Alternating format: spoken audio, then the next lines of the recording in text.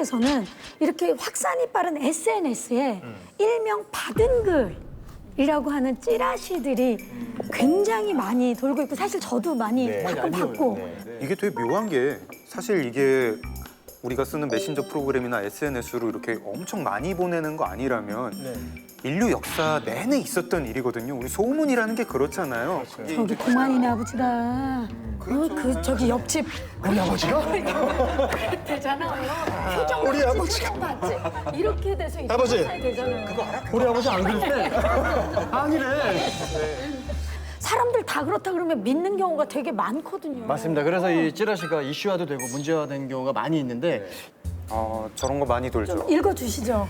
네, 최근 A그룹의 B전자 인수설 급부상, C 회장의 복귀 이후 C 계열사 인수 등 M&A를 통한 사업 확장에 본격적으로 나설 것이라고 예상. 네, 사회면의 기사처럼 나온 찌라시인데요. 지금 D 바이러스 확진자 이 지역에 나옴, 전염이 빠르고 치사율 40%, 백신 치료법 없음, 접촉만으로 감염, 외신에서는 지금 한국 긴급 재난 1호라 보도하는 상황. 지정격리병원 이동. 폐쇄되었다니 애들병원 가지 마세요. 애들병원은 바로 이 스튜디오입니다. 여러분 도망가세요. 가짜 뉴스가 아니군요. 저는 이거를 조금만 바꿔서 비슷한 걸 저희 언니한테 받았어요. 아, 진짜요? 왜냐면 집에 다들 애들이 있으니까 이런 걸 받으면 이게 확산이 빠를 수밖에 없는 게 보고 그래 그리고 바로 저도 친구들 애 있는 친구들한테 바로 전송을 하거든요. 근데 내가 이해 못하는 게 만약에 저도 이런 메시지 받으면 그냥 바로 치우는 거예요. 왜냐하면 아니면 만약에 진짜 재미있는 테마라고 생각하면 뭐 우리 다 스마트폰 있잖아요. 바로 인터넷 들어가서 5분 이내에 이거는 어느 정도 사실인지 아닌지는 바로 확인할 수 있어요. 왜 사람들 그 정도 5분도 안 쓰고 바로 다른 사람한테 이거 사실인지 아닌지 확인도 안 하고 뭐 사랑하는 사람, 아는 사람, 친구들한테 다 보내는 거야. 그래서 찌라시 자체가 가짜라고 할 수 없는 게 예를 들어서 동일본 대지진 때 원전 사고가 있었잖아요. 그랬죠. 그 뭐 NHK라든가 아사시민이라든가 그런 데서는 좀 조심스럽게 보도를 하잖아요. 근데 뭐 단장 건강에 지장이 없고 막 그런 식으로 보도를 했다가 나중에는 진짜 위험했다는 걸 알게 되잖아요. 근데 그 당시에도 위험하다는 거는 많이 정보는 있었어요. 예. 굉장히 극적인 사례 중에 하나가 우리가 이제 90년대 말에 외환 위기가 왔을 때 루머 이미 다 퍼졌었어요. 한국 조금 있으면 구제금융 신청한다. 도저히 버틸 수 없다. 끝까지 계속 아니라고 부인을 했거든요. 그거 가짜다, 유언비어다, 우리 펀더멘털 튼튼하다. 그러다 어느 날 구제금융 신청했고 그래서 외환위기가 왔을 때 그때 이 찌라시를 믿었던 사람들은 오히려 조금 추스릴 여유가 있었고 정보 발표를 믿었던 사람들은 정말 어느 날 갑자기 우리 IMF 신청했어? 이렇게 된 겁니다. 이거를 저는 뭐 제가 이제 저런 찌라시들을 옹호하는 게 아니지만 이걸 막을 수도 없고 사실 인간 본성하고도 결부가 돼 있고 어느 정도는 그러니까 순기능이 전혀 없다고는 또 말을 못할 것 같아요. I think when you start state of free speech in South Korea, when I go out on the street and I ask people for comment, I got to ask 100 people to get one person to say what they think, especially about the political situation.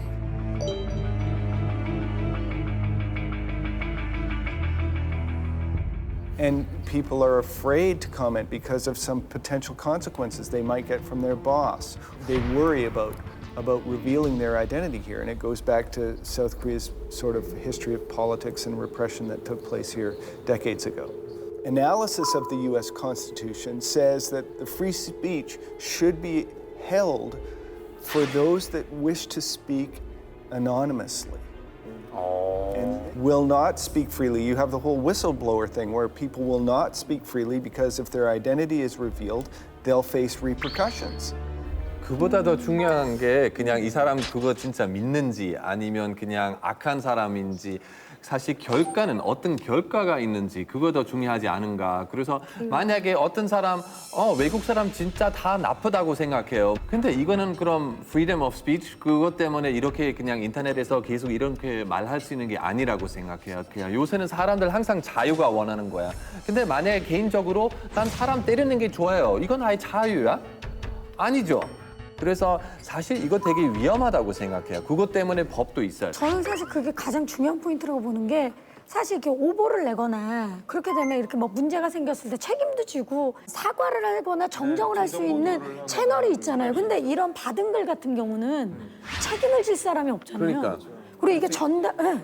찌라시는 물론 그냥 정식적으로 보도된 뉴스 아니지만 그래도 광범위의 사람한테 다 알려져 있고 게다가 부정적인 결과를 일으켰기 때문에 좀 가짜 뉴스로 간주되어야 할 것 같아요. 예. 네, 그렇죠. 자, 지금 저희 계속 이제 얘기를 나누고 있는데 이 가짜 뉴스와 더불어 또 문제가 되고 있는 게 하나가 또 있습니다. 바로 댓글입니다. 댓글 어찌 보면 또 이 가짜 뉴스를 보고 진짜라고 믿어서 댓글에 또 가짜 정보를 쓰기도 하고 그게 또 여론이 형성이 되기도 하고 그래서 참 문제가 되고 있는데 어떻게들 생각하시는지. 저는 댓글이 없으면 좋겠다고 생각하는 사람이거든요. 왜냐면 너무 재미가 없지 않을까요? 근데 신문사에서 일했을 때는 메일로 그 의견을 주시는 분들은 있어요. 예, 예. 근데 그러면 뭐 어떤 게 흥미있고 뭐 더 보도했으면 좋겠다 막 그런 의견도 있고 이런 거는 좀 아닌 것 같다 그런 것도 있고 그런데 댓글 쓰는 건 너무 쉬워서 그냥 뭐 몇 초 만에 쓸 수 있어서 아니면 말고식으로 쓸 예. No, I think you're silencing the users. I think that's really a great achievement of the internet that as a journalist you don't only write in this vacuum but you get immediate response. I think it's a really important tool of expression to post comments. So I think silencing it can be the solution. Yeah. 저는 일부 댓글에 대해서 규제를 필요하다고 생각을 해요. 왜냐하면 그 음란, 욕설 관련의 댓글이 이미 규제를 하고 있잖아요. 그 포털 사업자도 그 블라인드를 처리해가지고 규제를 하고 있는데 단어를 못 쓰게 돼 있죠. 그렇죠. 근데 해모 댓글이 대다수의 타인이 명의 훼손이 연결돼 있어서 이 부분에서 좀 규제 강화시켜야 할 것 같아요. 혐오 댓글 규제가 참 어려운 게 이 사실 그 단순한 욕설로 인한 그 비방보다는 부모님을 건드리거나 뭐 자식들에 대한 음해를 할 경우에 정말 이게 뭔가 그 우라통이 터져가지고 사고를 일으키는 사람도 있고 뭐 자살을 하는 사람도 있고 이렇거든요. 그래서 이 규제가 어떤 식으로 선별을 해서 강화를 해야 되는지 굉장히 모호하게. 이게 규제라는 단어가 좀 잘못된 것 같아요. 이걸 규제라고 우리가 얘기를 하니까 자꾸 댓글 없애야 된다, 막아야 된다, 무슨 표현, 혐오 표현 네, 이렇게 하는데 저는 그 댓글을 운영하는 그 사이트의 어떤 설계를 좀 바꿔야 된다고 생각을 합니다. 그러니까 댓글을 해놓고 누가 더 공감 많이 누르느냐를 가지고 대결처럼 보고 좌표 찍고 온다고 하죠. 네. 사실 거기서 싸움을 벌일 장소가 아니고 의견을 교환하면 되는 건데 우리가 공감이 적으니까 많이 와가지고 눌러줘라는 식으로 이거는 규제라는 게 아니라 그 댓글을 운영하는 방식, 이거 설계를 좀 바꿔야 됩니다. 변화. 네, 변화. 사실 댓글이 처음에 생긴 이유는 여러 사람의 생각을 알고 그리고 그 정보를 공유하자라는 건데 어느 순간부터는 혼란에 빠뜨리고 이게 또 댓글에서 또 가짜 정보들이나 뉴스들이 또 이렇게 나오게 되고 자, 이 왜곡된 정보를 막고 서로 정보 공유를 잘 할 수는 없을까? 그 해답을 저희가 한번 찾아보기 위해서 다녀온 곳이 있습니다. 영상을 통해서 한번 만나보시죠.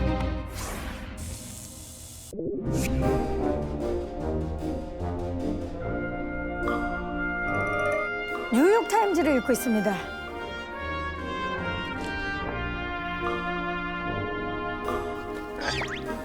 누굴까요? 그러게요. 저희 또 다른 통신원인가요? Hi, so I'm Basi Adam. I'm the community editor for the New York Times. 뉴욕 타임즈에.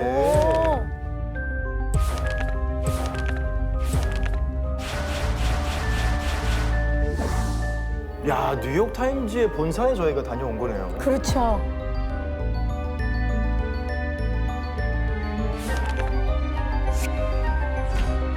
우리로 치면은 댓글 담당자가 되시는 건가요? I'm on a team of 14 moderators who work on the comments coming into our website, and we work on digital strategy for all kinds of projects. So, we read a couple of New York Times articles yesterday. There were.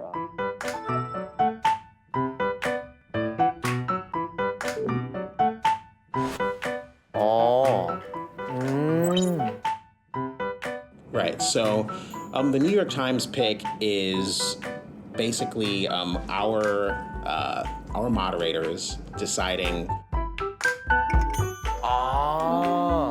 댓글 선택을 하는 거네요, 선별적으로. You know, one of the big things we're looking for is the quality of the writing, you know.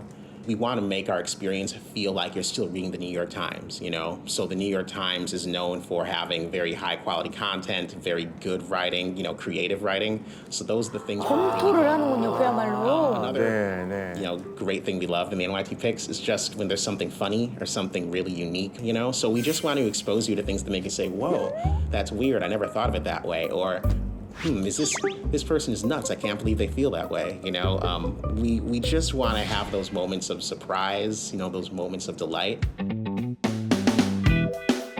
Reader recommendations is basically readers vote on which comments they want to be on the top of that list. So, you know, the comment with the most recommendations is on top. So, and then if you go to the reader picks, you know, they're good comments too, but they're comments that are more visceral, you know. 저거는 우리의 순공감순 배열하고 비슷한 거네요.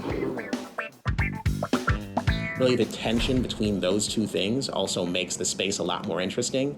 You know, because if it were just NYT Picks, if we made a mistake, readers would just, you know, get mad at us and they might start to leave. But since they can kind of, in some cases, really counter us with the reader picks. You know, they have a way to maybe disagree with us in a small way. So.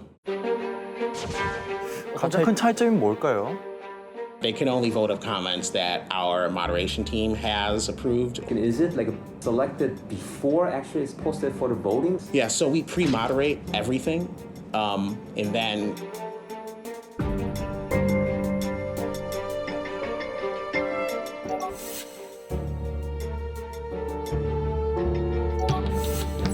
단계별로 이렇게 응답해서 걸러내네요. 욕설. 그래서 만약에 이상한 코멘트 있으면 다른 사람 좋아해도 선택할 수 없어요. 그것도 나쁜 방법 아닌 것 같아요. But the reason for that is that we've promised our readers that we're going to provide a safe space for really reasonable, you know, urbane, literate discussion. But really what we're looking for is we want to have comments on the articles where the discussions are most likely to be really useful for our readers and will add to the news value of our stories.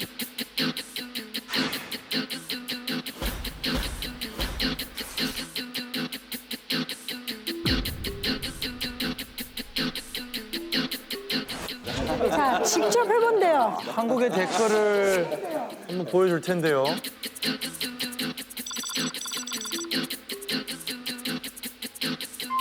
자, 어떤 걸 지울지. 전부 통과를 못할 것 같은 느낌이 Some of 드는데. these, you know, some of these we wouldn't approve at all. So, for example, the second one, 논리가 없다. 논리가 없다. 하지만 좋아요를 9,000 이상 받은 글입니다. 인신공격. so the problem with comments like number 6 is that, you know, yeah, it's a point of view that's common in society, but what's going to happen is if you keep posting comments like that, over time, people who disagree or people who are Muslim are going to feel like, why even bother? I don't want to read, I don't want to, you know, why would I even engage with this? You know, I'll just go somewhere else, you know? Maybe they're going to come back if there is an argument they can argue against, rather than arguing about whether or not, you know, I'm garbage. You can argue about whether or not, you know, I should have the right to stay in Korea, you know? So that's just a much more productive argument. You know, just at first glance, you know, the comment I think we'd be most likely to choose as an 뭐 어떤 댓글을 뽑을까요? 궁금하네요. feel like you're still reading the New York Times, you know? Whoa, that's weird. I never thought of it that way. Or the 8th one, 8번째?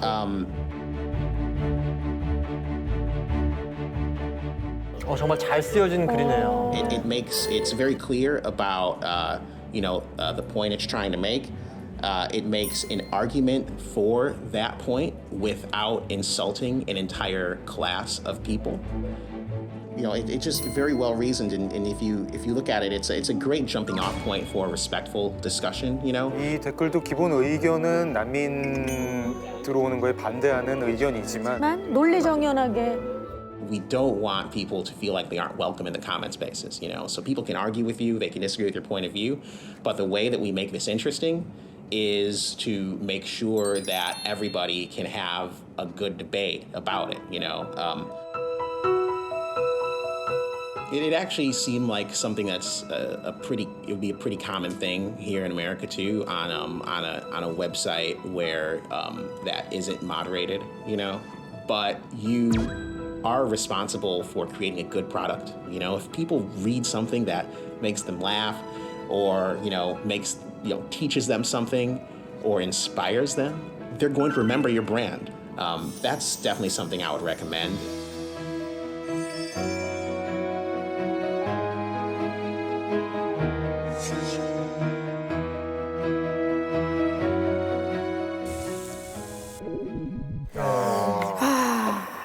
영상을 보고 나서 좀 제일 인상 깊었던 부분들이 혹시 있으신가요? I think what was really interesting about that New York Times interview was that the one that he chose was an anti-immigrant comment.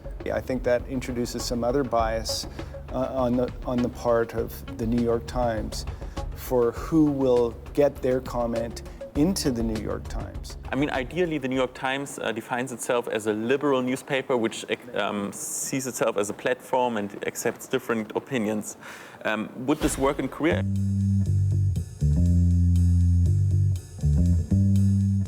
I don't see let's say the Hangul would pick like a conservative comment, or the Chosun Ilbo would, choose a progressive comment. Basically oppressing political opposition for the greater social good. It's basically the same logic, but it's applied in a different setting, so it can also be abused. 그러다 보니까 실명제를 도입을 함으로써 좀 순화를 시킬 수 있을 거고 순기능이 있을 거다라고 얘기를 하는데. 먼저 저는 아까는 그 실명 써야 된다고 생각하는데요. 근데 나라별로 차이 있을 수 있어요. 예를 들어서 독재주의자 있는 나라는 그 실명 안 써도 된다고 생각해요. 왜냐하면 사실 위험이 있을 수 있어요. 저도 옛날에 일베에 대해서 스토리 만들고 싶었어요. 왜냐하면 거기 일베에 들어가면 엄청 이상한 글이 많잖아요.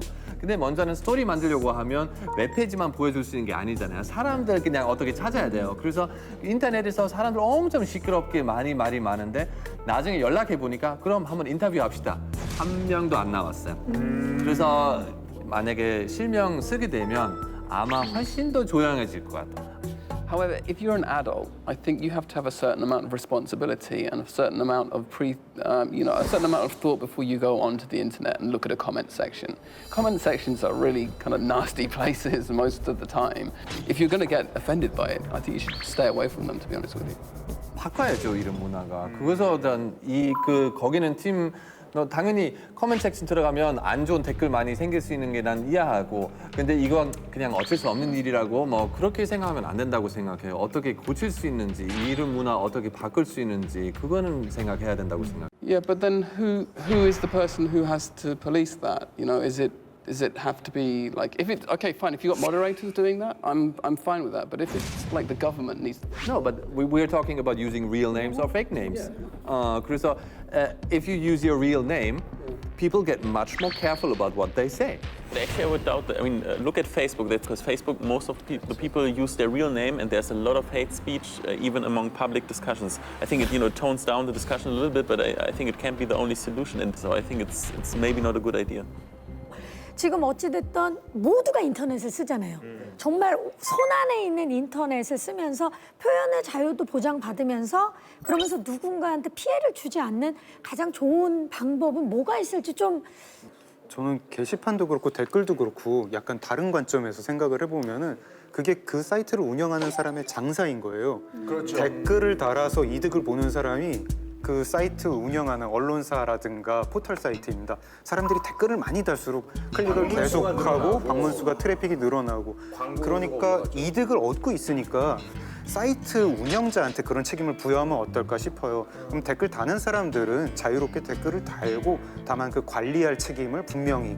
작년부터는 독일에서 새로운 법 생겼거든요. 올해 1월 달부터 사실 완전히 시작했고요. 그래서 그거는 어떤 미디어 업체, 예를 들어서 페이스북이나 다른 거는 가짜 뉴스 아니면 헤이트 스피치 있으면 650억까지 벌금 생길 수 있어요. 오, 650억. 650억?